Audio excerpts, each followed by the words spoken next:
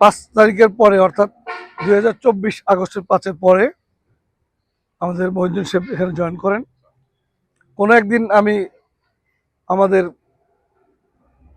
একজন মানে অনেকে জেল থেকে বেরোচ্ছে এরকম একটা সময় ওনার সাথে কথা বলছিলাম, উনি তখন এই কথাটা তুলেছিলেন। পরে আর একদিনও যখন এলাম তখন উনি বললেন ফোগার মেশিনের কথা, এবং তখন চিন্তা করেছিলাম যে ঠিক আছে বেশি দাম তো আর হবে না।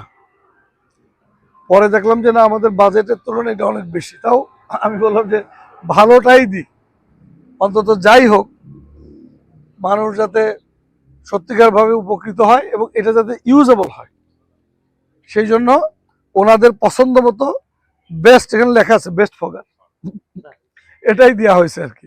তো যাই হোক, আপনাদের প্রচেষ্টা মানুষের জীবন যাপনের জন্য, সে জেলখানায় থাকুক আর বাইরে থাকুক, যেখানেই থাকুক, মশা আমাদের জন্য একটা অত্যন্ত ডেঞ্জারাস এই প্রাণী হিসাবে দেখা দিচ্ছে। প্রাণী বলবো নাকি জীব, একটা ডেঞ্জারাস মানে জীব হিসাবে দেখা দিচ্ছে।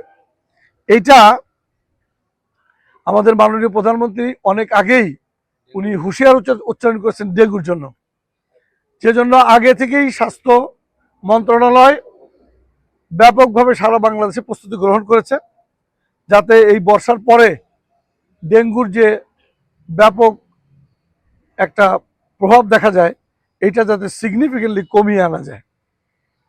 একই সাথে মশাগুলোকে মেরে ফেলাও এটা একটা গুরুত্বপূর্ণ কাজ।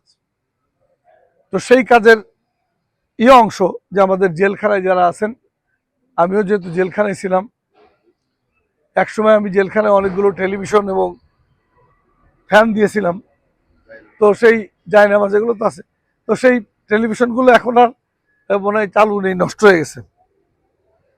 তো তারপরে ফ্যানগুলো কিছু কিছু দেখলাম আছে, এখনো ঘুরছে।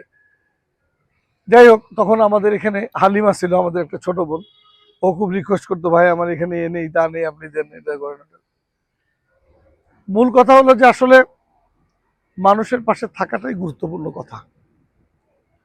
আমি আর কোনো কথা না বাড়াই আপনাদেরকে শুধু এটুকু বলি, আমি আপনাদের পাশে থাকতে চাই। মাগুরার মানুষ আমাকে ভোট দিয়ে নির্বাচিত করেছে, এই জন্য মাগুরা 1 আসনের সকল ভোটার এবং সকল মানুষের প্রতি আমার যে দায়িত্ববোধ, সেইখান থেকে আমার যতটুকু আমার পক্ষে করা সম্ভব এটা আমি সবসময় করব এবং আপনাদের পাশে থাকবো।